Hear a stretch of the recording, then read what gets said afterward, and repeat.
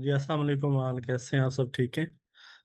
Actually हम थोड़ा सा वेट कर रहे हैं कि बाकी पार्टिसिपेंट ज्वाइन हो जाएं तो क्लास स्टार्ट करते हैं। जस्ट 1 से 2 मिनट में क्लास स्टार्ट हो जाएगी।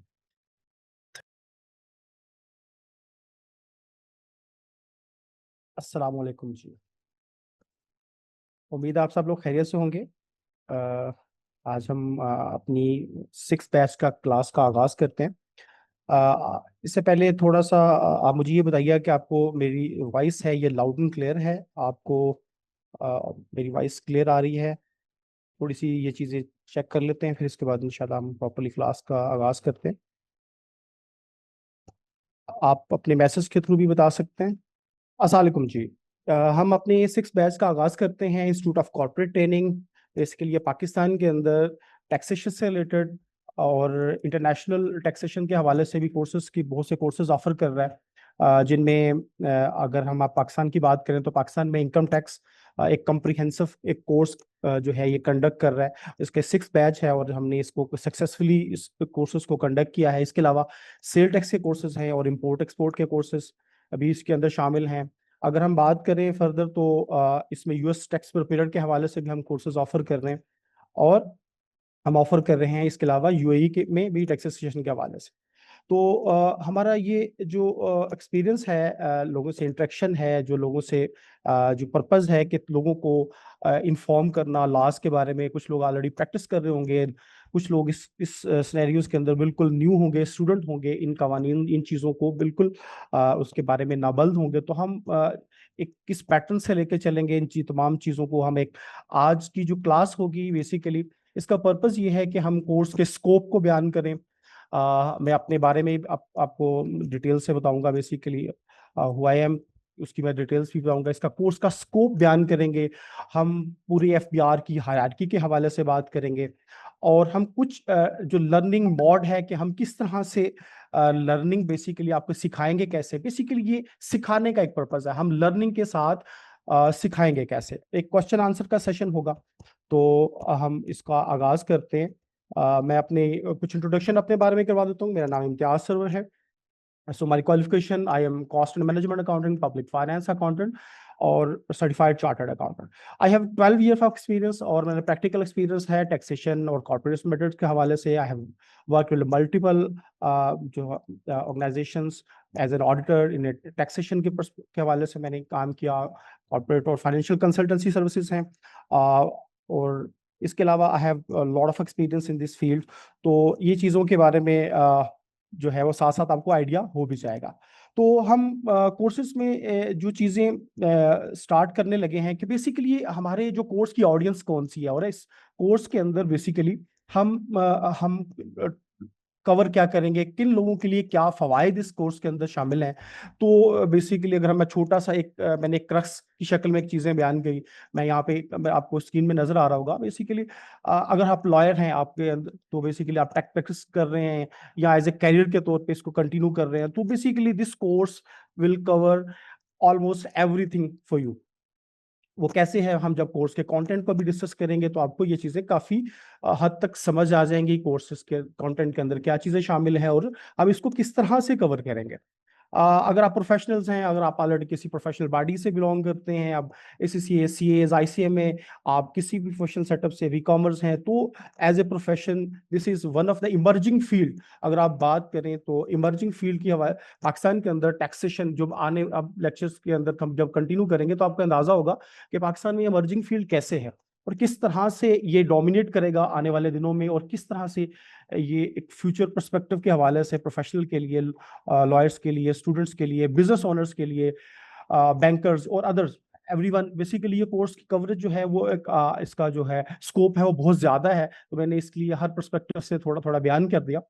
तो बेसिकली अगर आप बिजनेसमैन हैं तो हम थोड़ा सा मैंने आप अपने कंसल्टेंट को वाउच कर सकते हैं, उनकी क्रेडिबिलिटी, लाइबिलिटी, क्योंकि ये कोर्स करने के बाद आप ना सिर्फ लास्ट की अंडरस्टैंडिंग हो जाएगी, आपको बहुत से चीज़ें जो हैं प्रैक्टिकली जो समझ जाएंगी कि ये चीज़ें प्रैक्टिकली होती कैसे हैं। तो आप स्टूडेंट हैं तो आप समझ लेंगे क्योंकि एज ए कैरियर फाइनेंस के अंदर एज ए कैरियर ये दिस इज वैसी ये बहुत इंपॉर्टेंट रहेगा। तो इसके अलावा क्योंकि ये चीज़ें कुछ डिस्कशन के अंदर भी हम डिस्कस कर लेंगे, तो हमारे इस कोर्स के अंदर जो मॉड्यूल्स हैं मैं क्विकली ओवरव्यू लूंगा, हम डायरेक्टली मेन चीज़ों के ऊपर आएंगे कि हम कोर्सेज के अंदर कवर क्या करेंगे। अगर मैं आपको बताऊं कि इसके मॉड्यूल 1 के अंदर हमारे आइरिस पोर्टल में से रेलेवेंट कुछ डिटेल्स हैं। हम बेसिक अकाउंटिंग कवर करेंगे, अकाउंटिंग के अंदर हम बेसिक अकाउंटिंग की कुछ डिटेल्स, अगर डिटेल डिस्क्रिप्शन हमारे आगे भी मौजूद है। इसके अलावा इनकम टैक्स हम किस हद तक कवर करेंगे, क्या क्या चीजें शामिल है, इसका मॉड्यूल 3 है। इसी तरह सेल टैक्स को हम कंप्रीहेंसिवली, सेल टैक्स का जो मॉड्यूल है ये काफी डिटेल से इसको भी कवर करेंगे। बाकी हम एसएससीपी कंपनी की फॉर्मेशन, एसएससीपी के साथ उसकी कॉर्पोरेट जो फाइलिंग है, कंप्लायंस है, कुछ चीजें उसके उसके हवाले से चेक करेंगे। इसके अलावा हम जो 4th 6th मॉड्यूल की अगर बात करें तो हम कुछ इंटेलेक्चुअल प्रॉपर्टी, अगर ट्रेडमार्क रजिस्ट्रेशन है, चैम्बर रजिस्ट्रेशन है, तो ऑलमोस्ट बहुत सी जो फॉरम्स हैं जहां पे हम रजिस्ट्रेशन के हवाले से एक डिटेल से कंप्रीहेंसिव सी जो प्रोसेस को सीखेंगे। तो आप थोड़ा सा ओवरव्यू लेता चलूं जल्दी से, हम क्विकली हम आईरिस मॉड्यूल के अंदर क्या चीज करेंगे, हम इसको प्रैक्टिकली आज, क्योंकि ये कोर्स 82, मैं आपको यहाँ पे कोर्स के हवाले से बताता चलूं। ये जो हमारा कोर्स है, ये हमारा जो कोर्स है मोर देन 80% प्रैक्टिकल जो है वो प्रैक्टिकल बेस्ड है। सर ये किस तरह से प्रैक्टिकल बेस है, हम रियल वर्ल्ड सिनेरियोज को, प्रैक्टिकल सिनेरियोज को डिस्कस करेंगे। थ्योरीज 20%, थ्योरीज इस तरह से है कि हम लॉ से, जो लॉ है उसके अकॉर्डिंगली इन चीजों को कवर करेंगे, और इनकी जो कवरेज होगी वो काफी हद तक कंप्रिहेंसिव होगी। अच्छा, इसके बाद हम इस चीजों को आप देख रहे हैं। इसके बाद अगर हम आगे फर्दर अगर अकाउंटिंग, बेसिक अकाउंटिंग के हवाले से बात करूं तो बेसिक अकाउंटिंग एक काफी बड़ा फील्ड है। अगर आप अकाउंटिंग बैकग्राउंड से नहीं भी हैं तो बेसिकली हम जो रिक्वायरमेंट्स होंगी टैक्सेशन के में पढ़ने के हवाले से, तो इसमें बेसिक अकाउंटिंग कंसेप्ट्स कैसे हैं, बेसिक अकाउंटिंग क्या है, जिस तरह से हमारे इस पोर्टल के अंदर एक्रूअल बेसिस है, कैश बेसिस ऑफ अकाउंटिंग है। इसके अलावा फाइनेंशियल स्टेटमेंट्स हैं, फाइनेंशियल स्टेटमेंट्स। तो इन फाइनेंशियल स्टेटमेंट्स को, इन तमाम चीज़ों को हम जहां तक लॉ रिक्वायर करता है हम उससे ज़्यादा आपको सिखाएंगे। सपोज मैं एग्जांपल के तौर पे यहाँ पे बताता हूँ, अगर हम फाइनेंशियल स्टेटमेंट्स की बात करें तो आपको इनकम स्टेटमेंट है, अगर आपके अकाउंटिंग बैकग्राउंड से हैं तो इनकम स्टेटमेंट्स, फाइनेंशियल स्टेटमेंट की बैलेंस शीट की बात करेंगे, इसको हम इसके फॉर्मेट्स को सीखेंगे। कैश फ्लोज हैं, इसके अलावा कैश फ्लो स्टेटमेंट है, statement of change in equity है। इसके अलावा जो रेलेवेंट जितने भी एफबीआर के अंदर जो हमारे पास अकाउंटिंग से रेलेवेंट जो जो चीजें यूज हो रही हैं, कुछ सॉफ्टवेयर के हवाले से मैं आपको अपडेट करूंगा। ये अपना प्लीज साथ साथ म्यूट कीजिएगा। अगर आपने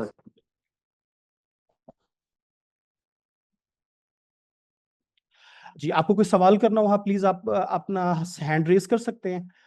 हैंड रेज का ऑप्शन इसलिए है, थोड़ा सी चीजें आपको लिए ज्यादा आसान हो जाएगी, सबके लिए आसान हो जाएगी।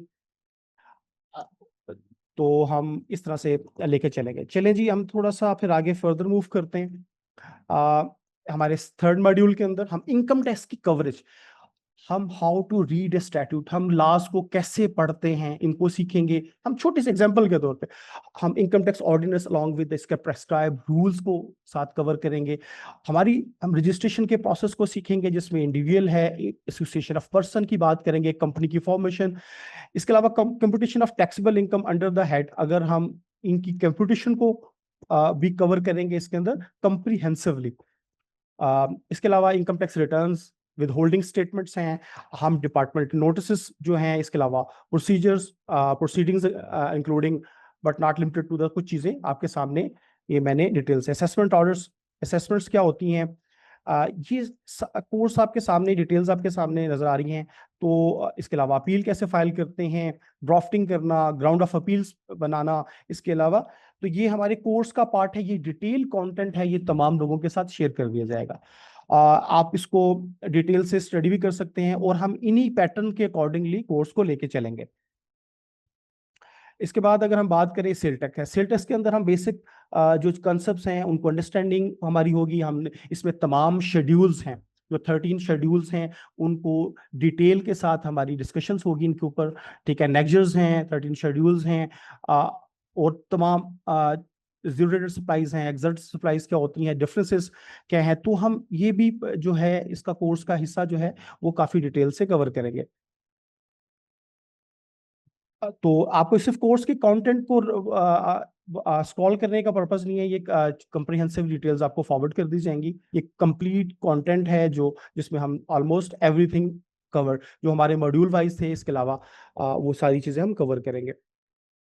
तो इसके अलावा सर मॉड्यूल कॉर्पोरेट लॉस और अदर चीज़ें, formation of company, maintenance of record और एनुअल फाइलिंग, और ये तमाम कंप्लाइंसेस को भी देखेंगे। चैम्बर ऑफ कॉमर्स में रजिस्ट्रेशन, इसके अलावा इंटेलेक्चुअल प्रॉपर्टी, ट्रेडमार्क रजिस्ट्रेशन का भी एक मॉड्यूल हमारे इस कोर्स का पार्ट है। इसके अलावा भी मैं आपको कैटेगोरिकली बताता हूँ, हम डिफरेंट जैसे ईपैड है, पेपरा की रजिस्ट्रेशन है, इसके अलावा पाकिस्तान सॉफ्टवेयर एक्सपोर्ट बोर्ड है। तो कोशिश होगी कि हम मैक्सिमम जो बॉडीज हैं जहां रजिस्ट्रेशन की रिक्वायरमेंट है, उन तमाम जो रजिस्ट्रेशन के प्रोसेसेस हैं, रिक्वायरमेंट्स हैं, उसको भी हम साथ साथ लर्न करें। वो यहाँ पे अभी कोर्स के अंदर तो मेंशन नहीं है, लेकिन हमारी कोशिश होगी कि हम एक डिटेल चीज़ें इसके अंदर कवर करें। तो कॉर्पोरेट लॉज के अंदर तो ये चीज़ें आपको कोर्स इसके हवाले से, इसके अलावा पार्टनरशिप एक्ट, इसके अलावा लिमिटेड लायबिलिटी पार्टनरशिप, ये कुछ कॉन्सेप्ट्स हैं, ये हम सारी चीज़ें इसके अंदर कवर करेंगे। यहाँ तो कोई क्वेश्चन हो तो आप कोई पूछना चाहें तो यू कैन आस्क। आप क्वेश्चन पूछना चाहें, साथ साथ क्वेश्चन करना चाहें तो ये एक सवाल है कि जी provincial sale tax not included. देखिए सेल टैक्स एक बहुत बड़ा एक इसकी जो कवर अगर करना चाहें तो ये बहुत कम्प्रिहेंसिव डिटेल्स इसके अंदर चीज़ें शामिल होती हैं। तो हमारे एक सेपरेट सेल टैक्स का कोर्स अलहदा से भी हम कवर कर रहे हैं। सेल टैक्स का जो कोर्स है उसके अंदर ये तमाम चीज़ें एक सेपरेट है, सिर्फ सेल टैक्स के कोर्सेज वो डिटेल्स हैं उसके अंदर कवर हो रही हैं। तो वो हमारा एक सेपरेट कोर्स है, कल उसकी ओरिएंटेशन क्लास भी है, तो अगर आप उसमें से कोई कवर करना चाहें तो आप कर सकते हैं। अच्छा चले, अब हम थोड़ा सा सबसे पहले हम ओरिएंटेशन क्लास प्रैक्टिकली हम जो लर्न करेंगे, इस क्लास का पर्पस ये है कि हम ओवरव्यू लें, बेसिकली एफबीआर जो है उसकी स्ट्रक्चर, उसकी हायरार्की, एक ब्रीफ ओवरव्यू लेंगे उसके टैक्सेशन के एडमिनिस्ट्रेशन के बारे के हवाले से। अगर हम बात करें कि गवर्निंग लॉज, जो चीज़ें कवर करेंगे, वैसे तो लॉज मल्टीपल लॉज हैं इसके अंदर, तो बेसिकली इनकम टैक्स ऑर्डिनेंस है, इसके अलावा इनकम टैक्स रूल्स हैं, सेल टैक्स एक्ट और सेल टैक्स रूल्स के हवाले से इसको हम डिटेल से इसको कवर करेंगे। हमें ये पता है कि ये चीज़ें एडमिनिस्ट्रेट कर रहा है एफबीआर, एडमिनिस्ट्रेशन कर रहा है, लेकिन यहाँ सवाल ये बनता है कि एफबीआर एडमिनिस्ट्रेट कर रहा है, तो ये बेसिकली ये इसकी एफबीआर पे ये इसके एडमिनिस्ट्रेशन की पावर्स, एडमिनिस्ट्रेशन के हवाले से अगर हम बात करें कि एडमिनिस्ट्रेशन के हवाले से एफबीआर की, तो इस्तेहकाक ये कहां से आया। तो आज हम थोड़ी सी एक ओवरव्यू लेंगे जो पूरे स्पेक्ट्रम को, पूरे ओवरऑल व्यू को कवर क्लियर कर देगा जी। अच्छा, आपने जो कॉन्स्टिट्यूशनल बेस है फेडरल, अगर हम सब्जेक्ट बेसिकली हम देखते हैं कि जो एफबीआर के जो ये कॉन्स्टिट्यूशन, ये चीज जो गवर्निंग लॉज हैं, तो ये फेडरल के सब्जेक्ट्स हैं। तो सर ये फेडरल के सब्जेक्ट्स किस तरह से हैं, किस तरह से जो है फेडरल गवर्नमेंट इन कवानीन को फॉर्मुलेट कर सकती है। तो इसके अंदर कॉन्स्टिट्यूशन ऑफ पाकिस्तान 1973 जो है, इसका आर्टिकल 74, इसका सब आर्टिकल 4 के अंदर डिफाइन है कि फेडरल गवर्नमेंट किस तरह से लॉ को फॉर्मुलेट कर सकती है। मैं डायरेक्टली कुछ लॉज के ऊपर लेके चलूंगा, कुछ चीजें हम वहीं से कवर करेंगे। ये डायरेक्टली वही चीजें हैं। मैंने कॉन्स्टिट्यूशन ऑफ पाकिस्तान 1973 खोला है, तो इसका आर्टिकल 70 है। अगर introduction of passing of bill, अगर हम इस सब आर्टिकल 4 के अंदर जाएं, मैं डायरेक्टली इसके अंदर क्या प्रोसेस है कि हाउ टू बेसिकली बिल कैसे पास होता है, फेडरल लेजिस्लेटिव लिस्ट है। इसके अंदर इंपॉर्टेंट चीज जो हम डिस्कस करने जा रहे हैं, this is a federal legislative list. So what is federal legislative list, क्या चीज है, इसके हवाले से मैं आपको थोड़ी सी अच्छा, कॉन्स्टिट्यूशन ऑफ पाकिस्तान जो है बेसिकली ये एक आर्टिकल बेसिकली फेडरल गवर्नमेंट को जो है वो एक एम्पावर करता है कि वो लेजिस्लेशन कर सके। देखिए यहाँ आपके पास एक स्लाइड के अंदर अगर आर्टिकल 70 का सब आर्टिकल 4 है of constitution of Pakistan, federal legislative list है जिसके तहत वो कुल कवानीन के ऊपर कानून साजी कर सकता है, उसकी डोमेन डिफाइन कर दी गई। तो हम अगर मैं आपको डायरेक्टली मेरे पास डायरेक्टली क्वेश्चंस भी मौजूद है, मैं आपको वहां पे लेके भी जाता हूं। आपके इसके साथ साथ कोई सवाल हो, आपने साथ साथ सवाल को भी पूछते जाना है, ठीक है। ये कॉन्स्टिट्यूशन ऑफ पाकिस्तान मैंने ओपन किया डायरेक्टली, कहाँ से आप डाउनलोड कर सकते हैं, मैं ये भी चीजें आपको मेंशन कर देता हूँ। मॉडिफिकेशन, मैं थोड़ी सी चीजें आपको 70 आर्टिकल की बात की, उसकी सब आर्टिकल 4 की बात की, फेडरल लेजिस्लेटिव लिस्ट की बात की। अब इसके मैंने आर्टिकल 4 के ऊपर की बात करता हूँ कि जहां फेडरल को जो इस्तेहकाक है उसके हवाले से कि वो किन किन कवानीन के अंदर चेंजेस कर सकता है।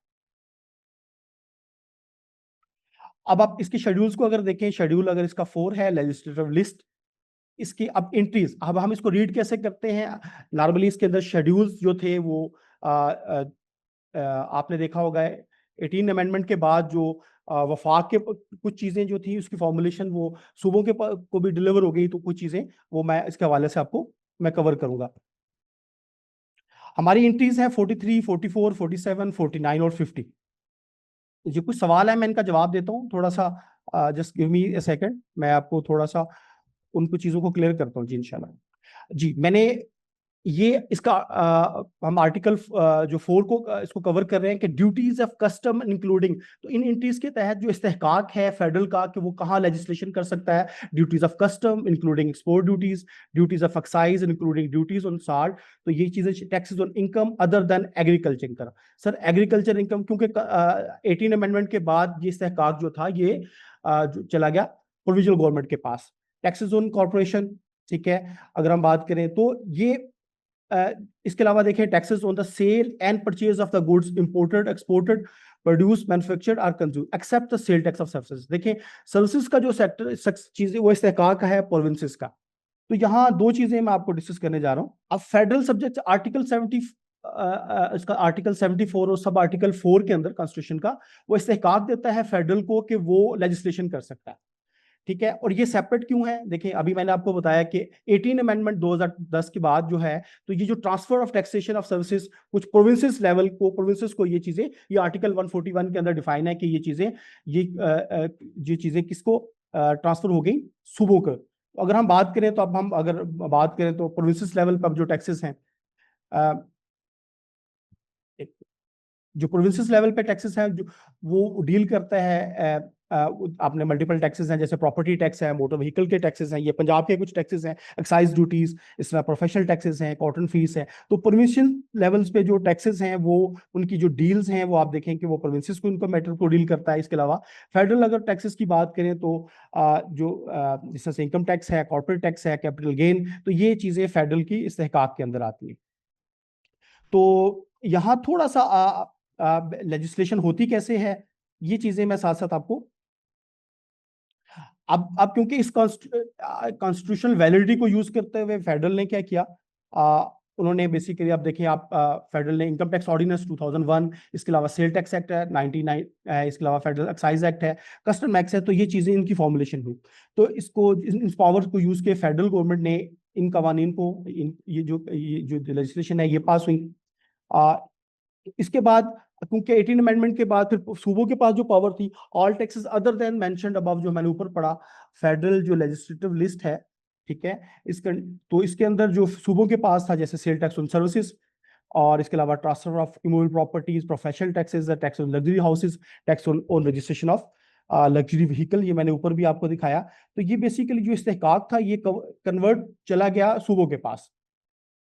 तो हम जब कानून को पढ़ रहे होंगे तो हमें ये चीजें थोड़ी सी आपके साथ डिस्कशन इसलिए कर रहे हैं कि ओवरव्यू देना इसलिए इम्पोर्टेंट है कि हम जो फेडरल के इस्तेहकाक कहाँ पे होगा, फेडरल किन टैक्सेस को जो है वो एडमिनिस्ट्रेट कर रहा होगा, और कहाँ पे प्रोविंसेस लेवल के जो टैक्सेस हैं उनको हम डील करेंगे। इसके बाद अगर हम फर्दर मूव करते हैं तो अगर हम देखें तो प्रोविंशियल गवर्नमेंट आपने देखा कि बलूचिस्तान सेल टैक्स जो है बलूचिस्तान ने जो है जो sale tax on services act है 2015 ये पास किया। इस्लामाबाद कैपिटल टेरिटरीज है, ये बेसिकली फेडरल के पास ही है, जो सर्विसेज के ऊपर अगर टैक्स जो है वफाक के अंदर है तो वो फेडरल ही डील करता है। इसी तरह सिंध सेल टैक्स है एक्ट, इसके अलावा पंजाब सेल टैक्स क्या, तो बेसिकली हम कॉन्स्टिट्यूशनल वैलिडिटी की बात कर रहे थे कि कॉन्स्टिट्यूशन इंपावर कर रहा था कि वो किस तरह से सेपरेट कर दिया कॉन्स्टिट्यूशन की बेसिस के ऊपर। अच्छा, इसके बाद अगर हम देखें कि सर ये लॉज को फॉर्मुलेट कैसे किया जा रहा है, देखिए मैंने ओवरव्यू ले रहे हैं कि सबसे पहले हायरार्की क्या है। तो हमने सबसे पहले देखा कि एक हमारे पास गवर्निंग लॉज के हैं, एडमिनिस्ट्रेट कौन करता है, एफबीआर है, लेकिन इसमें इससे पहले जो सब्जेक्ट क्या है, फेडरल का सब्जेक्ट है या प्रोविंशियल लेवल का सब्जेक्ट है।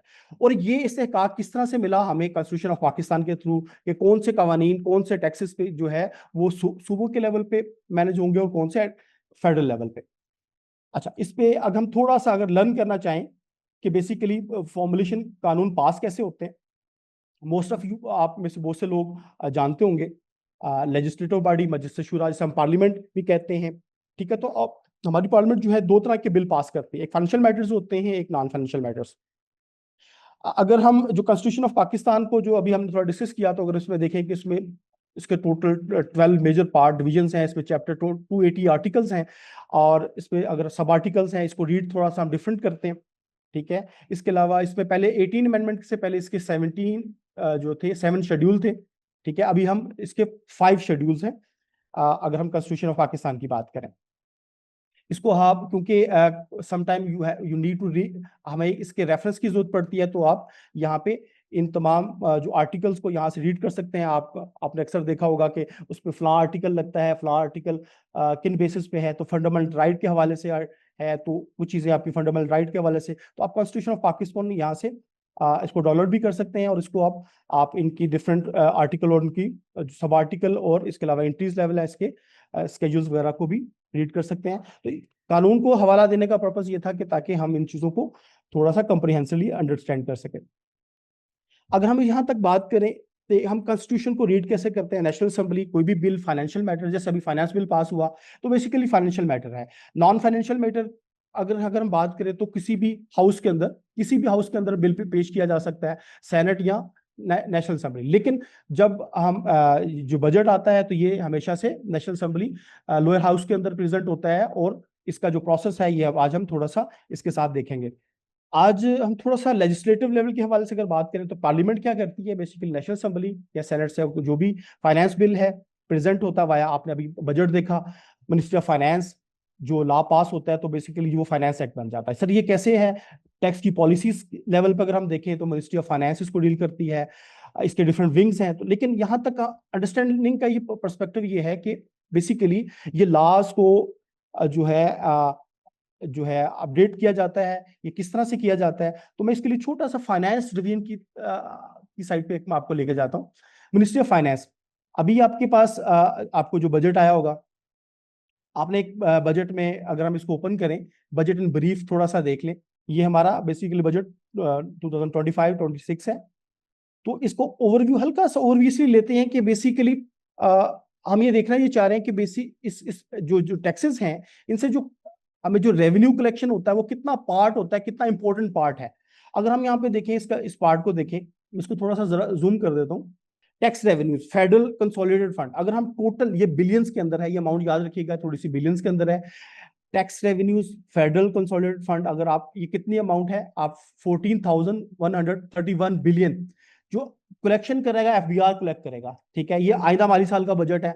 इसमें नॉन टैक्स रेवेन्यू कितना है, 5,000। तो टोटल जो ग्रॉस रेवेन्यू है सिर्फ जो पाकिस्तान के अंदर है वो 19,278 बिलियन जो है वो एफबीआर की, इसमें देखिए कि कितना मेजर पोर्शन जो एफबीआर की कलेक्शन है, और नॉन टैक्स रेवेन्यू जो है वो जो है इसका कितने पोर्शन पे बनता है।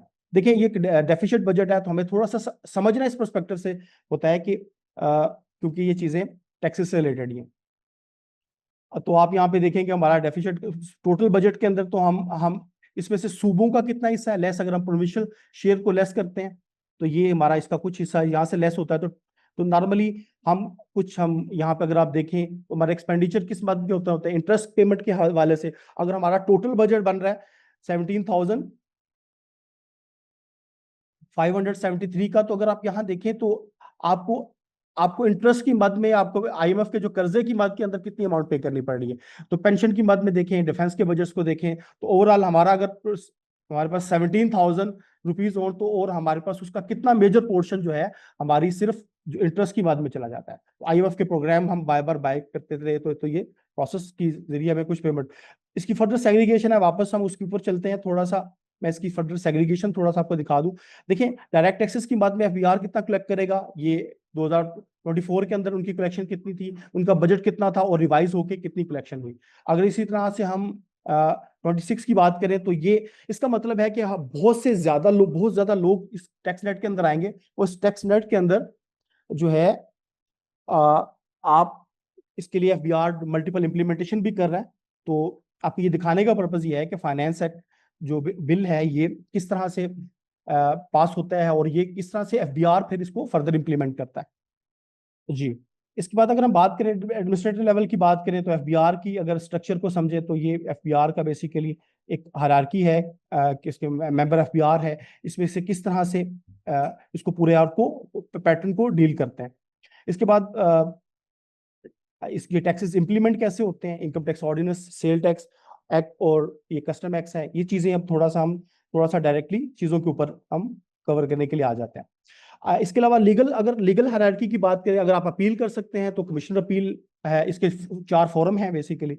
आपको कोई सबसे पहले अगर हम कमिश्नर की पहला जो लेवल है, इसके अलावा एपलेट ट्रिब्यूनल है, इनलैंड रेवेन्यू, ITIR की बात करें, हाई कोर्ट है और इसके अलावा सुप्रीम कोर्ट है। इसको भी हम डिटेल से जब हम इस टॉपिक्स पे आएंगे तो उनको कवर करेंगे। अच्छा, गवर्निंग क्लास, अब हम सबसे इंपॉर्टेंट जो चीजें हैं जो हम कवर करने जा रहे हैं, एक्ट एंड ऑर्डिनेंस। अब आपने हमने देखा कि कोई भी एक्ट है जो लॉ पास होता है पार्लियामेंट, जैसे सेल टैक्स एक्ट 1919 जो एक्ट जो पास हुआ एक नॉर्मल असेंबली के जो प्रोसेस के थ्रू, जो है मोस्ट ऑफ पीपल नोस के नेशनल असेंबली का प्रोसेस क्या है, एक्ट कैसे होता है, एक्ट कैसे बनता है। तो मैं थोड़ी सी चीजें आपके साथ में शेयर भी करता हूँ। सो नॉर्मली अगर लेजिस्लेशन की बात करें तो अगर एक्ट एक्ट की बात करें तो अगर हम पार्लियामेंट की बात करें, नेशनल असेंबली में अगर कोई भी बिल पेश होता है और फिर वो जो है उस सिंपल मेजोरिटी के साथ अगर पास होता है तो सेनेट से अगर पास हो जाता है और कॉन्सेंट विद द प्रेसिडेंट से, तो वो लॉ बेसिकली बन जाता है। ठीक है, यहाँ पे हम थोड़ी सी चीजें मैं थोड़ा सा स्लाइड के थ्रू आपको थोड़ा सा समझा देता हूँ ताकि आपको चीजें ज्यादा क्लियर हो जाए। अब देखिए, कॉन्स्टिट्यूशन ऑफ पाकिस्तान अगर एक्ट है, अगर हम एक्ट की बात करें तो नेशनल असेंबली में कोई भी बिल पास होता है या सेनेट में किसी भी हाउस के अंदर ये अगर बिल पेश होता है और प्रेसिडेंट की कंसेंट के साथ, तो वो हमारा एक्ट बन जाता है। लेकिन ऑर्डिनेंस के केसेस के अंदर अगर जब असेंबली सेशन में नहीं होती तो हम क्या करते हैं, तो प्रेसिडेंट की असेंट से जो है वो एक जो कोई भी ऑर्डिनेंस पास हो जाता है, लेकिन इसकी वैलिडिटी होती है कोई लिमिटेड टाइम पीरियड के लिए, 120 डेज के लिए। तो हम बात करें जैसे टेम्पररी लॉज होते हैं, अगर बाद में अगर वो सेम प्रोसेस के थ्रू अप्रूव हो जाए तो बेसिकली वो भी लॉ का पार्ट बन जाता है। इसी तरह से अगर हम रूल्स की बात करें, detail procedure, guidelines, implementation of act. ठीक है, तो बेसिकली एक्ट को सपोर्ट करने के लिए अगर हम डिटेल प्रोसीजर और गाइडलाइंस जो होती हैं इंप्लीमेंटेशन ऑफ एक्ट, तो ये चीजें हमारी रूल्स के अंदर मौजूद होती हैं। इसके बाद अगर हम बात करें तो बेसिकली इस गवर्निंग लॉज, हम लॉज का रेफरेंस लेंगे, एक्ट ऑर्डिनेंस है जिस तरह से अगर हम सबसे ऊपर टॉप पे पढ़ा के अगर हम कानून पढ़ रहे हैं तो बेसिकली इनकम टैक्स ऑर्डिनेंस है, उसके रूल्स हैं। रूल्स बेसिकली क्या डिफाइन करते हैं, रूल्स बेसिकली डिटेल प्रोसीजर्स होते हैं, गाइडलाइंस होती हैं ताकि हम लॉज को इम्प्लीमेंट कर सकें। इसके बाद क्या होता है कि एफबीआर जो होती है डायरेक्टिव इशू करता है, अथॉरिटीज एफबीआर, ठीक है, ताकि इनको इम्प्लीमेंट किया जा सके, ग्रांट, ठीक है, under power granted by the act. ठीक है, एफबीआर को जो ये पावर है ये जो है वो कैसे, कौन सा सेक्शन, अगर हम उसको भी बताता हूँ आपको, थोड़ा आगे पढ़ते हैं। इसके अलावा सर्कुलर आर्डर्स, तो बेसिकली लॉज के रेफरेंस के लिए अगर हम बात करें तो ये तमाम चीजें जो हमारे लॉ के रेफरेंस के हवाले से हम ये हमारे साथ हमारे that will be the part of our course, और हम इसको देखेंगे भी कि ये कैसे चीजें कवर होती हैं। अगर मैं आपको यहाँ पे दिखाना चाहूँ थोड़ा सा, अगर हम ये देखें एसआरओस हैं, अगर आपको तमाम कवानीन आपको आप एफबीआर के अगर साइट पर fbr.government.gov.pk के ऊपर, तो आपको ये जितने भी कवानीन हैं आपको यहाँ पे मिल जाएंगे। आपके एक्ट, आपको जैसे इनकम टैक्स ऑर्डिनेंस 2006, तो लेटेस्ट अमेंडमेंट अभी जो भी आएंगी वो यहाँ पे, जो फाइनेंस एक्ट है, इनकम टैक्स ऑर्डिनेंस, ये आपको लेटेस्ट यहाँ पे, ये आपको चीजें अपडेट यहाँ पे मिल जाएंगी फॉर द कमिंग ईयर। इसके अलावा अगर हम बात करें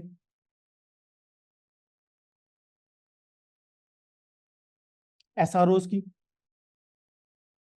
नोटिफिकेशन, एसआरओ, सर्कुलर ऑर्डर्स हैं, तो ये बेसिकली इनकी भी ये इसकी क्या अहमियत है ये भी हम साथ साथ डिस्कस करेंगे। अच्छा चलिए, अब हम थोड़ा सा, क्योंकि अब कानून के हवाले से कुछ चीजें थी ओवरऑल, हम स्ट्रक्चर को पढ़ रहे थे, एफबीआर जो है इम्प्लीमेंट कैसे करता है, कुछ चीजें हमने इसको कवर की। आ, तो लेजिस्लेशन कैसे होती है, इसके अलावा बिल कैसे पास होता है, ये प्रोसेस आपको मेजोरिटी लोगों को समझ भी आता होगा। ठीक है, कुछ चीजें हैं, हम अगर आपको क्वेश्चन करेंगे तो उसके हवाले से मैं उसको आपको इसके हवाले से समझा भी दूंगा। एफबीआर इसको इम्प्लीमेंट कैसे करता है? जब भी कोई भी फाइनेंस एक्ट, जो भी बिल जो पास होता है, नाउ फाइनेंस एक्ट कहलाता है, जब बिल पास हो जाता है तो फाइनेंस एक्ट कहलाता है। जैसे फाइनेंस एक्ट 2025-26 की अगर बात करें तो इसको, जैसे क्या होता है, इसको इनेक्ट करने के लिए एफबीआर इन्फोर्स कैसे करता है? लॉ थ्रू द एसआरओस के थ्रू, स्टैट्यूटरी रेगुलेटरी ऑर्डर के थ्रू। इसके अलावा अगर हम बात करें तो प्रॉल सिस्टम, हमारा जो आईआरएस का जो सिस्टम है, जिस इसको प्रॉल जो है, इसको मेन बॉडी है, इसको जो इसके जो सॉफ्टवेयर सिस्टम को इसको मैनेज कर रहा है। इसके अलावा वो फीड इन्फोर्समेंट करता है। एफबीआर क्या करता है? आरटीओज को, कस्टम कलेक्टरेट है इसका, आरटीओज हैं, इश्यूज टैक्स नोटिस इशू करता है इसके अकॉर्डिंगली। फिर पब्लिक अवेयरनेस के लिए ट्रेनिंग प्रोग्राम भी कंडक्ट करता है। तो बेसिकली एफबीआर जो इम्प्लीमेंट करता है इन कवानीन को, इस फाइनेंस एक्ट को, वो अपने एसआरओज के हैं, उसके अलावा डिजिटल अपने सिस्टम पे अपडेट होती हैं, और फील्ड इन्फोर्समेंट के थ्रू होती हैं, और पब्लिक अवेयरनेस के थ्रू। तो देर आर मल्टीपल चैलेंजेस होते हैं। तो ये एक छोटा सा क्रक्स हमने देख लिया कि अगर फेडरल गवर्नमेंट है, वो मिनिस्टर ऑफ फाइनेंस के थ्रू बिल को ड्राफ्ट करती है, नेशनल असेंबली से पास होती है, डिबेट होती है इसके ऊपर, और प्रेजेंट की असेंट के बाद बेसिकली ये इम्प्लीमेंट हो जाता है एफबीआर। तो अब हम कवानीन के ऊपर आ जाते हैं। अब असल चीज जो है, we are going to discuss right now कि हाँ, अब होता क्या है। अब हम अगर बात करें तो पर्सन, अगर हम इनकम टैक्स के हवाले से बात करें तो एक पर्सन की डेफिनेशन अगर हम देखें, तो मैं आपको थोड़ा सा पर्सन की डेफिनेशन के हवाले से थोड़ा सा एक्सप्लेन करता हूं। तो इनकम टैक्स ऑर्डिनेंस जो है, इसमें पर्सन की डेफिनेशन क्या है? देखिए, who will file the tax return. अगर हम टैक्स फाइलिंग के हवाले से बात करें तो पर्सन, तो यहाँ पर्सन बहुत इंपॉर्टेंट इसलिए भी रहेगा कि क्योंकि इसके बेसिस पे हम सारा का सारा जो हमारी फाउंडेशन है वो इसके ऊपर बेस्ड करेगी। ठीक है। अगर हम बात करें, following shall be treated as a person for the purpose of ordinance and individual. अगर सर इंडिविजुअल कौन होता है, तो मैंने इसकी थोड़ी सी डिटेल्स इसके साथ कवर किया। ठीक है, अगर इंडिविजुअल होता है तो उसका रजिस्ट्रेशन का फॉर्म क्या है, हाउ टू रजिस्टर कैसे करता है? अगर इंडिविजुअल हो कौन सकता है? एक सैलरीड पर्सन है, अगर वो एम्प्लॉइज एट द गवर्नमेंट या प्राइवेट कंपनी का भी एम्प्लॉई है तो वो इंडिविजुअल है। बिजनेस ओनर है, सोल प्रोप्राइटर है, शॉपकीपर हो सकता है, फ्रीलांसर है, आईटी प्रोफेशनल है, कंटेंट राइटर, डिजिटल मार्केटर, या प्रोफेशनल। तो अगर हम बात करें तो इस हम जो मेन जो तीन जो पर्सन्स को डिस्कस करेंगे वो इंडिविजुअल है, एओपी जिसे हम पार्टनरशिप भी कहते हैं, और ये किस तरह से, किस फॉर्म से हम रजिस्टर करते हैं, कंपनीज के हवाले से हम बात करेंगे। तो यहाँ पे जो डिस्कशन है थोड़ी सी जो है, मैं आपको ला के अकॉर्डिंगली चीजों के साथ रिजेम्बलेंस करके हम इसको कंटिन्यू करेंगे। यहाँ तक कोई क्वेश्चन हो तो प्लीज आप पूछ सकते हैं।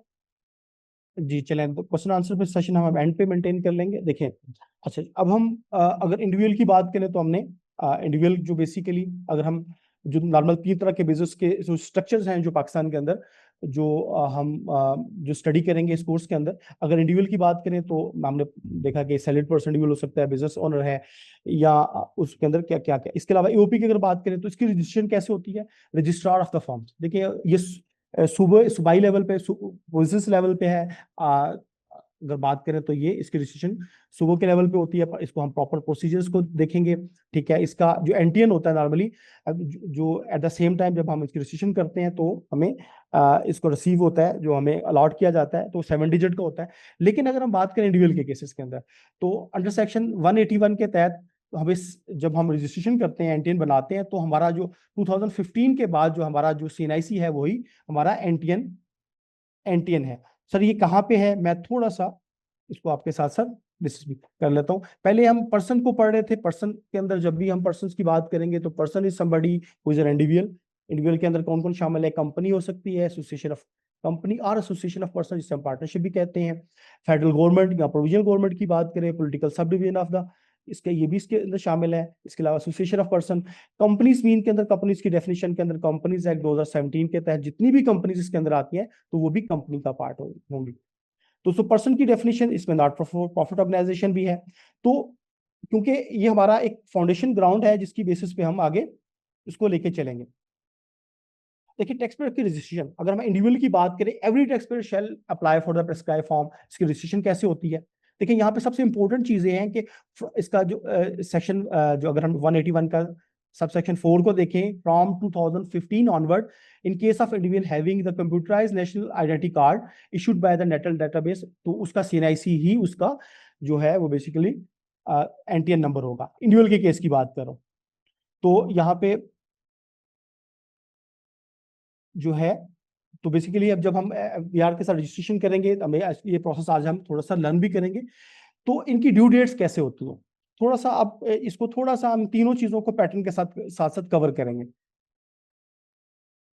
इंडिविजुअल की रजिस्ट्रेशन कैसे होती है, इसमें इसकी ड्यू डेट्स कितनी है, 30 सितंबर है, ठीक है। इनके जो टैक्स रेट्स हैं इंडिविजुअल के हवाले से, तो अगर हम इनकम टैक्स ऑर्डिनेंस के शेड्यूल 1 पे जाएं, तो मैं सबसे पहले थोड़ा सा इनकम टैक्स ऑर्डिनेंस के हवाले से कुछ एक्सप्लेन कर देता हूं, तो उसको हम उसको रीड कैसे करेंगे और उसको हम थोड़ी सी अंडरस्टैंडिंग कैसे लेंगे। इनकम टैक्स ऑर्डिनेंस की अगर बात करें तो इसके अंदर अगर आपको देखेंगे, आपको चैप्टर्स हैं, चैप्टर्स के बाद अगर आप देखें चैप्टर्स, और अगर हम इसके बाद पार्ट्स हैं, पार्ट्स सब divided into the parts, chapters को पार्ट्स के अंदर डिवाइड किया गया है। और देखिए, और अगर इसके पार्ट्स के बाद इसके अंदर अगर हम डिविजन्स वगैरह भी देखते हैं, और इसके बाद इसको मैं थोड़ा सा एलेबोरेट करता हूं हमारी, just give me a second. हम बेसिकली इनकम टैक्स ऑर्डिनेंस को रीड कैसे करते हैं, देखिए अगर हम इस स्लाइड आपको नजर आ रही है, तो इसके अंदर जो इनकम टैक्स ऑर्डिनेंस के अंदर जो चैप्टर्स हैं, सबसे पहले चैप्टर्स के उसके पार्ट्स और डिविजन्स हैं, और हम इसमें टोटल 242 इसके सेक्शंस भी मौजूद हैं। फिर इसके बाद सब सेक्शन है, क्लॉज है, सब क्लॉजेज हैं। सो हम इसको रीड कैसे करेंगे? सपोज समवेयर अगर आपको कुछ लिखा होता है, तो आपको किसी सेक्शन का रेफरेंस होगा, वो किस तरह से होगा, हम इसको जैसे यहाँ पे आपके राइट साइड पे आपको नजर आ रहा है, सेक्शन है 1 है, इसका सब सेक्शन 3, और क्लास बी और सब क्लास 2। तो हम इसको नॉर्मली रीड कैसे करते हैं? तो कानून को रीड करना इंपॉर्टेंट होता है ये बहुत, ताकि अगर आप हम इसको आपको कोई रेफरेंस हो तो हम इसको कवर कर लें। अभी हमने देखा कि यहाँ पे 242 इसके सेक्शंस हैं इनकम टैक्स ऑर्डिनेंस के। इसके बाद इसके 13 शेड्यूल्स हैं। फर्स्ट शेड्यूल आपके रेट ऑफ टैक्सेस को डील करता है, रेट ऑफ टैक्सेस, आपके रेट ऑफ टैक्सेस की बात करता है। अगर हम शेड्यूल 2 की बात करें तो आपके एग्जम्पशन एंड कंसेशंस,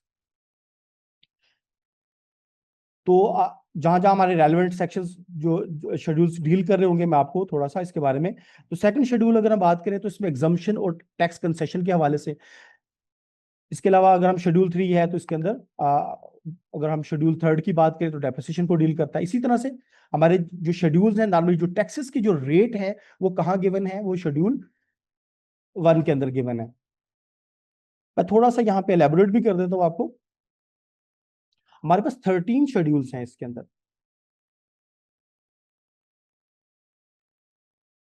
13 शेड्यूल्स हैं। अगर उसमें 242 सेक्शंस हैं।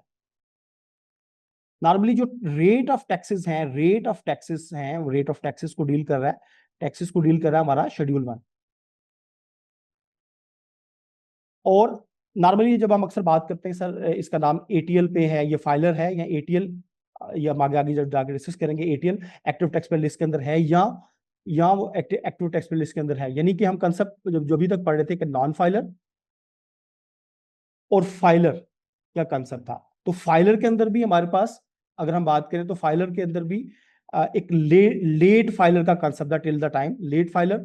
और हमारे साथ अक्सर नॉर्मल फाइलर के साथ लेट का वर्ड है, तो उसका मतलब है कि ड्यू डेट्स के अंदर इसने फाइल नहीं की थी लेकिन सबमिशन हुई है।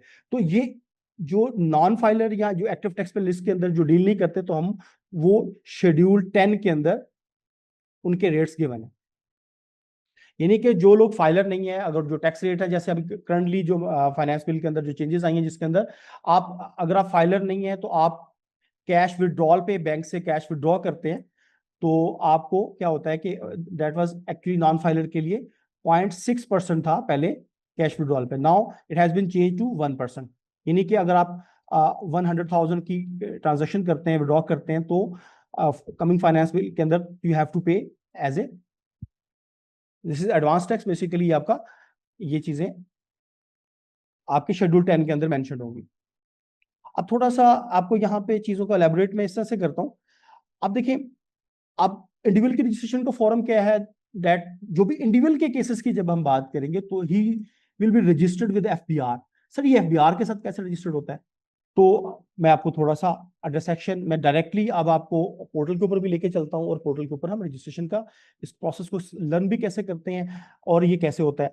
एओपी के हवाले से हम देखेंगे कि इनकी फाइलिंग डेट, ड्यू डेट कितनी है, कंपनीज के हवाले से इन पे कौन कौन से टैक्सेस इंप्लीमेंट होते हैं, ये चीजें हम साथ साथ कवर करेंगे यहाँ। लेकिन छोटा सा मैं आपको ओवरव्यू देता हूँ कि अगर हम इंडिविजुअल की बात करें तो इंडिविजुअल क्या है, वो विल रजिस्टर विद एफबीआर के साथ रजिस्टर्ड होगा, ठीक है। और उसका जो सीएनआईसी है आफ्टर 2015 के बाद उसका जो सीएनआईसी है वही उसका एनटीएन कहलाता है। लेकिन जो एओपी और कंपनीज के केसेस की अगर हम बात करें तो उनको जब वो पार्टनरशिप के तौर पर रजिस्टर्ड होते हैं या कंपनीज एसएससीपी के साथ रजिस्टर्ड होते हैं तो they will allotted as a 7 digit NTN number allot किया जाता है। अगर हम ड्यू डेट्स की बात करें, अगर हम ड्यू डेट के हवाले से बात करें तो इंडिविजुअल के केसेस के अंदर 13 सितंबर है, unless otherwise extended by FBR, ठीक है।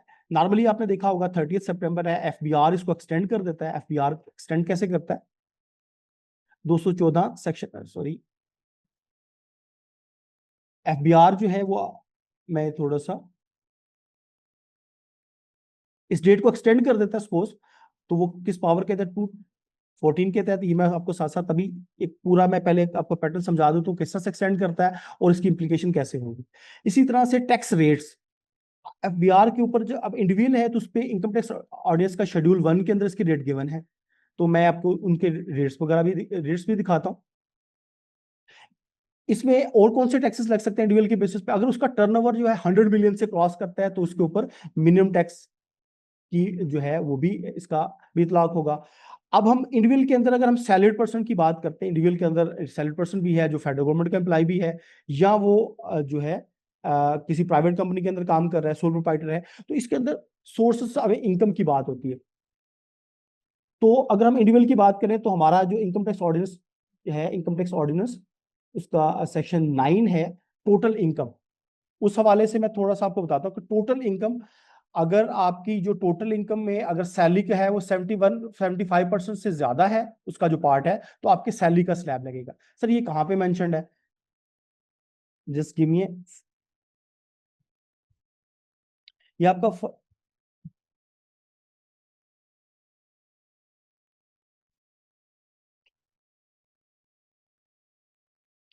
सही, हमारा ये फर्स्ट शेड्यूल है। और इसके ऊपर अगर हम रेट ऑफ टैक्सेस हैं अगर की बात करें तो यहाँ पे ये बिलो द बार अगर है तो इसको हम कैसे रीड करें? दीज आर द ऑब्सलीट या ओमिटेड सेक्शंस हैं जो किसी फाइनेंस एक्ट के थ्रू ओमिट हो गए, यानी कि अगर हम देखें तो इसको हम कैसे रीड करेंगे, यहाँ पे थोड़ा सा मैं आपको बताता जाऊँ। इस बार के नीचे this is not relevant to the current years, इसकी जो इम्प्लीकेशन है ये प्रीवियस ईयर्स के लिए है। ये इसलिए इसके साथ लॉ का पार्ट रहती है कि फ्यूचर में अगर आपने किसी की टैक्स रिटर्न किसी माजी की किसी जो है उसका इतलाक होता है तो आप उसको रेफरेंस के तौर पे क्या रेट से, तो आप यहाँ से चेक कर सकते हैं।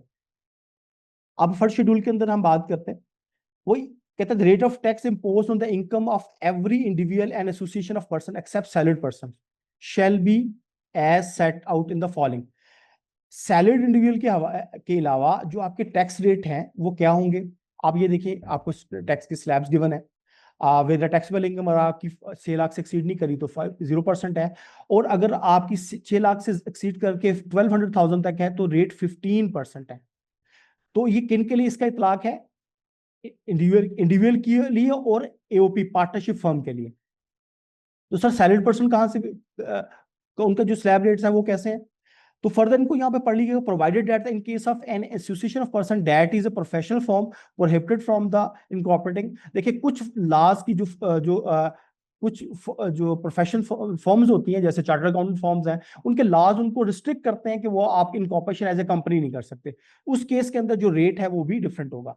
लेकिन क्योंकि ये अभी रेलेवेंट पार्ट नहीं है, वो ये लास्ट पार्ट के अंदर जो स्लैब 45% का जो स्लैब आ रहा है उसका रेट आपका 40% होगा। ये भी मैं आपको जो है आगे जब हम कवर करेंगे तो मैं आपको एक्सप्लेन कर दूंगा। अभी हम इसके, अगर हम इसको इस पार्ट को पढ़ेंगे, where the income of individual chargeable under the head salary exceeds 75% of his taxable income, the rate of tax to be applied shall be set for. तो रेट ऑफ टैक्स अप्लाइड क्या rate होंगे? आप salary person के देखें वहां पे, जो अगर सेकंड स्लैब को देखें तो रेट उस केस के अंदर 15% है, यहाँ पे 5% है।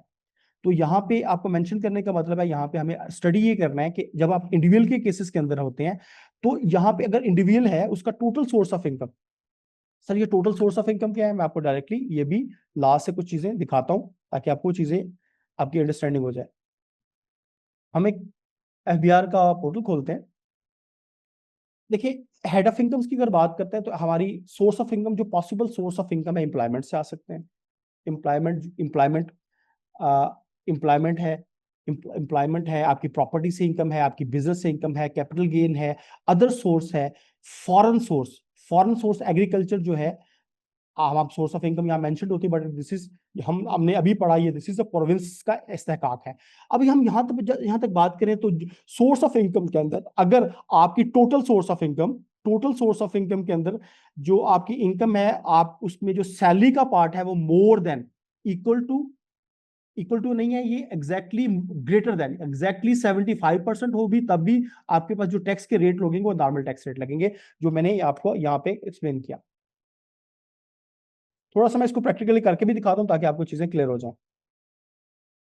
आप तो यहाँ में देखें तो हमारे पास क्या था कि अगर टोटल सोर्स जो है वो यहाँ पे 75% उसका जो पोर्शन है, अगर वो सैलरी से नहीं है तो वो क्या होगा, तो हमारे पास जो स्लैब रेट्स हैं वो यहाँ पे उसका इतलाक जो है वो इस स्लैब रेट से होगा। थोड़ा सा हम इसको प्रैक्टिकली लर्न करते हैं, मैं आपको थोड़ा सा एक्सप्लेन भी कर देता हूँ ताकि आपको ये चीजें समझ आ जाए।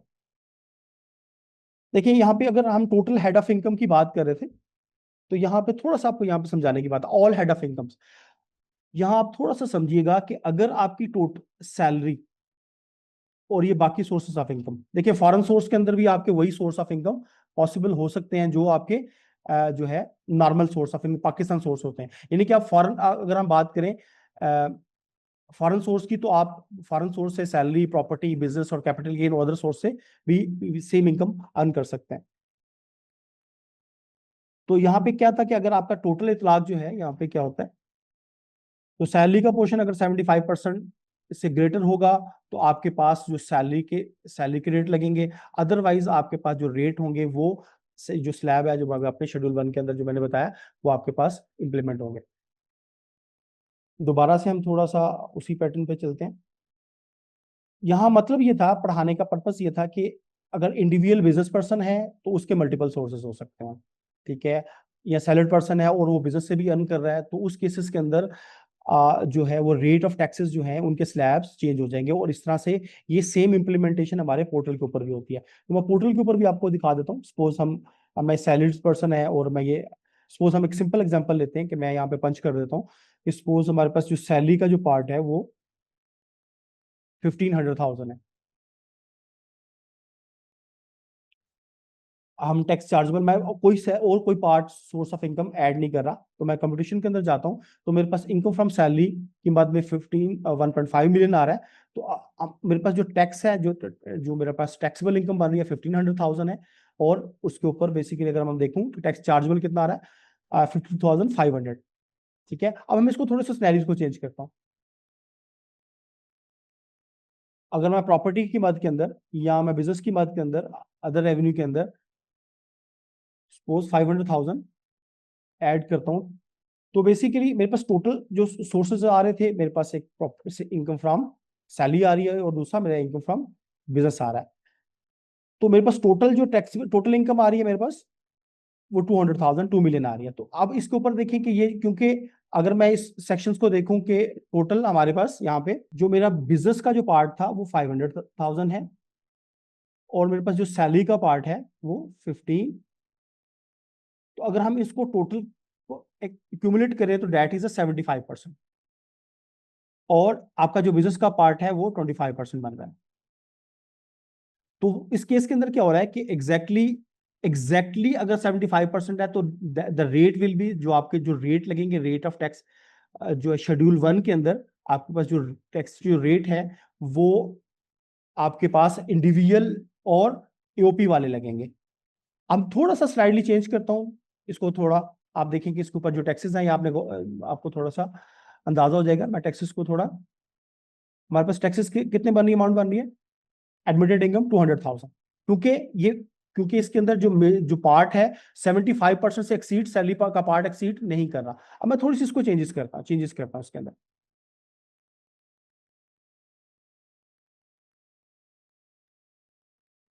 मैं सैलरी को 2 मिलियन कर देता हूँ, या सपोज मेरे पास अगर मैं सैलरी का पार्ट है यही रहे, इसी को मेंटेन कर देता हूँ।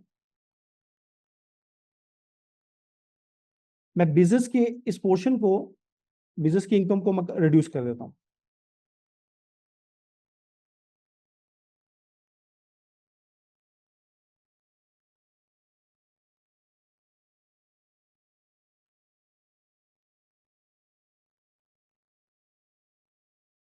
अब हमारे पास देखिए टैक्स की जो चेंजेस हैं वो ऑल ऑफ सडन 200,000 से ये चेंज हो गए, आपकी जो टैक्स के स्लैब्स है बिल्कुल चेंज हो गए।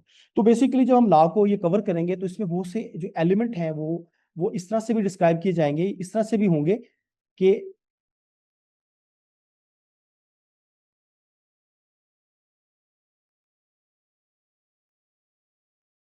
जी मैं आपको एक्सप्लेन करता हूँ।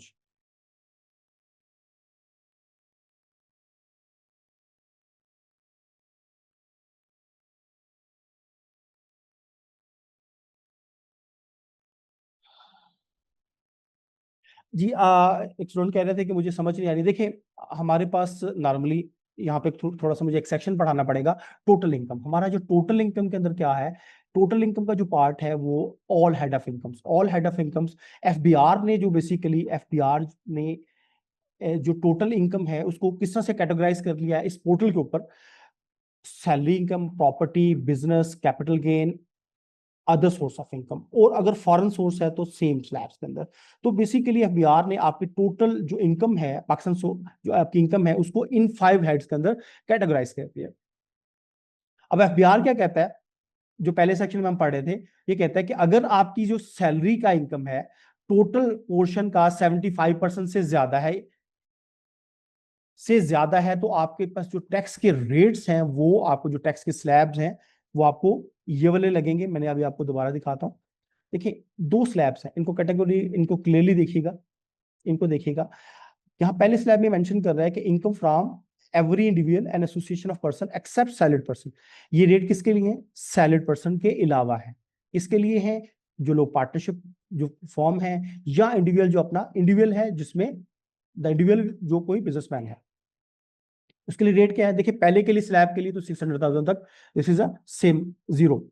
अब हम बात करें कि 6 लाख से 12 लाख के दरमियान जो टैक्स का रेट है वो 15% है। इसके अलावा अगर हम बात करें जो थर्ड स्लैब है 12 लाख से 16 लाख तक का जो स्लैब है, इसके अंदर रेट कितना है 90,000 प्लस 20% ऑफ अमाउंट एक्सीडिंग। अगर हम बात करें इस सेक्शन की, अब इसको पढ़ें, where the income of individual, अगर आप अंडर द हेड सैलरी, अगर उसकी सैलरी के हेड के अंदर जो इनकम है exceed 75% of taxable income, taxable income. तो टैक्सेबल इनकम क्या है, यहां पर मैं थोड़ा सा एक्सप्लेन भी कर देता हूं। टैक्सेबल इनकम क्या है, टोटल इनकम, टोटल इनकम के अंदर आपकी सैलरी इनकम, सैलरी आपकी बिजनेस के थ्रू आपकी जो इनकम आ रही है, आपकी इनकम फ्रॉम आपकी प्रॉपर्टी से जो इनकम आ रही है, आपकी अदर सोर्सेज से जो इनकम आ रही है, ठीक है, आपकी फॉरेन जो सोर्स इनकम है, टोटल इनकम। अगर हम इसमें से माइनस कर दें डिडक्टेबल अलाउंसेस, ये आपका टोटल इनकम कहलाएगी। तो अगर हम डिडक्टेबल अलाउंसेस माइनस कर दें तो ये आपकी टैक्सेबल इनकम कहलाएगी। सर ये कैसे है, मैं आपको थोड़ा सा पोर्टल के ऊपर से इसको एलैबोरेट कर दूं ताकि आपको ये चीजें ज्यादा बेहतर तरीके से समझ आ जाए। ये हमारा पोर्टल है। देखिए ये पोर्टल वैसे ही रेप्लिकेट करता है। अगर आप बेहतर समझते हैं तो मैं आपको इस जगह पे समझा देता हूँ। देखिए ऑल हेड ऑफ इनकम का मतलब है ये आपके टोटल हेड ऑफ इनकम है, ठीक है। तो ये आपकी टोटल इनकम है। तो अगर ये देखिए मैं इसका प्रोपोर्शन यहाँ पे, मैं यहाँ पे इसको कैलकुलेट करता हूँ। अगर मेरे पास इनकम, मैं इसको 1500,000 कर देता हूँ तो ये 78% बनता है। ये बाकी हेड ऑफ इनकम के अगेंस्ट, अगर टोटल मेरी 1900,000 है तो इस 1900,000 के अंदर जो मेरी सैलरी का पोर्शन है वो 78% बनता है। उस केस के अंदर जो रेट ऑफ टैक्सेस होंगे वो शेड्यूल 1 के अंदर मैंने आपको अभी मैंने क्लियरली बताया कि वो किस तरह से वो रेट कैसे इंप्लीमेंट होंगे, यानी कि वो लोअर रेट्स होंगे। सैलरीड पर्सन के लिए that is the lower rates. लेकिन अगर अदर सोर्स ऑफ आपका जो अदर सोर्सेज है, इसको अगर मैं चेंज करता हूं, अगर मैं यहाँ पे इसको मैं कर देता हूँ 1200,000,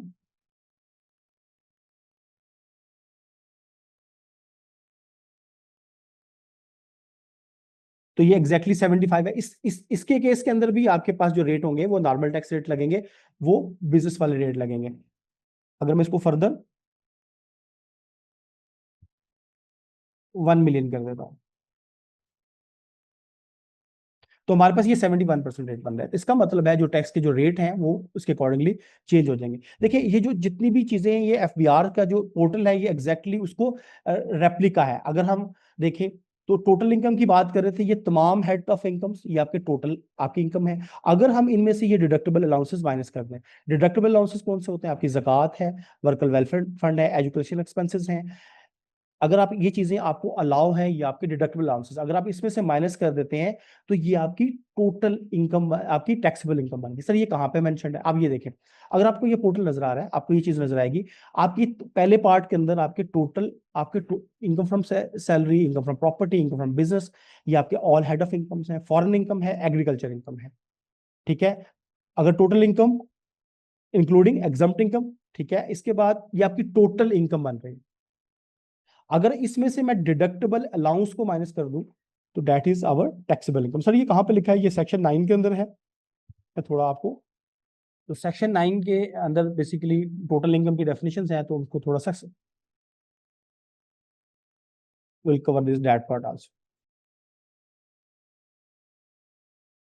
टैक्सेबल इनकम, सर आपकी टैक्सेबल इनकम क्या होती है फॉर अ पर्सन? पर्सन की डेफिनेशन हमने पहले पढ़ी। पर्सन जो है वो डिफाइन करता है सेक्शन किसमें से, थोड़ी सी मैं आपको चीजें साथ साथ कवर करता हूँ। द पर्सन आप कैन बी इंडिविजुअल, यूपी भी हो सकती है, और कंपनीज हैं, ये हमने पहले डिस्कस किया। पूरा tax year shall be the total income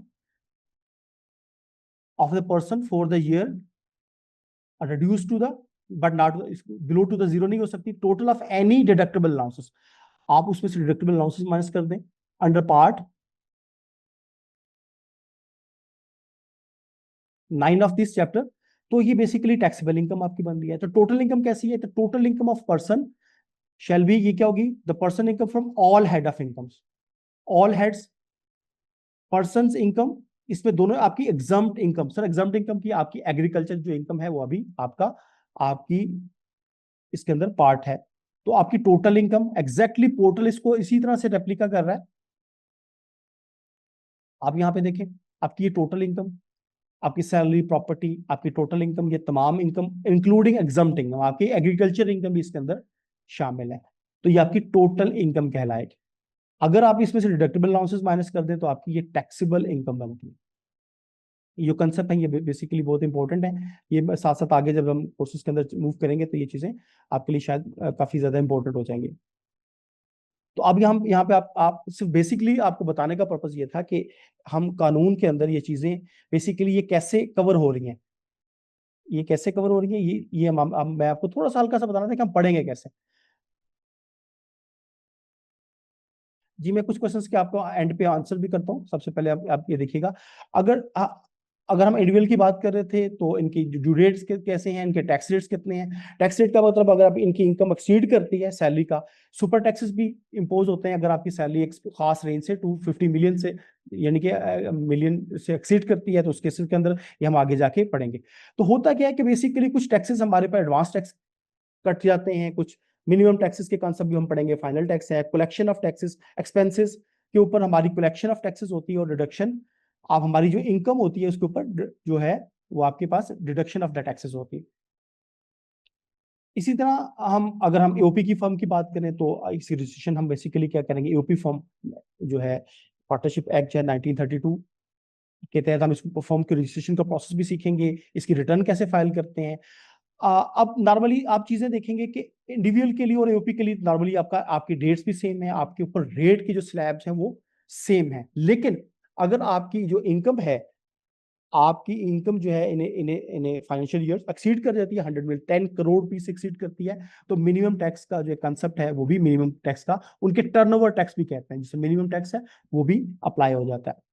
इसी तरह 4C बेसिकली ये हाई अर्निंग इनकम है, जब आपकी एक 250 मिलियन से क्रॉस कर जाती है उस केस के अंदर इसके रेट्स के स्लैब्स हैं, ये भी हम चेक करेंगे। अब हम कंपनी के केसेस की बात करते हैं। सर कंपनीज बेसिकली कैसे रजिस्टर्ड होती हैं? आपकी single member company, private limited company, the form SSCP, हम एसएससीपी के साथ कंपनीज को रजिस्टर करते हैं। थोड़ा सा मैं आपको बता देता हूँ एसएससीपी, ये हम इसकी कंपनीज की फॉर्मेशन को भी सीखेंगे, ठीक है। तो जब हम कंपनीज की फॉर्मेशन करते हैं तो एट द सेम टाइम हम इनका स्कैंटीन भी हमें अलॉट हो जाता है। ये कैसे अलॉट होता है, कैसे होता है, ये चीजें हम इस कोर्स के अंदर सीखेंगे। अच्छा, अब नॉर्मल टैक्स की जो ड्यू डेट्स होती हैं इनके लिए कंपनीज के केसेस के अंदर 31 दिसंबर है जो है नेक्स्ट फॉलोइंग ईयर्स, उस टैक्स ईयर के फॉलोइंग ईयर्स के हिसाब से, ठीक है। स्पेशल ईयर्स भी लॉट होते हैं, तो ये भी हम स्पेशल टैक्स ईयर के केसेस भी थोड़ा सा हम स्टडी करेंगे। लेकिन अगर हम कंपनी के केसेस की बात करते हैं, देखिए कंपनीज के केसेस के अंदर मिनिमम आपको turnover tax you have to pay. आपको जो टर्नओवर टैक्स है, जिसे हम मिनिमम टैक्स भी कहते हैं,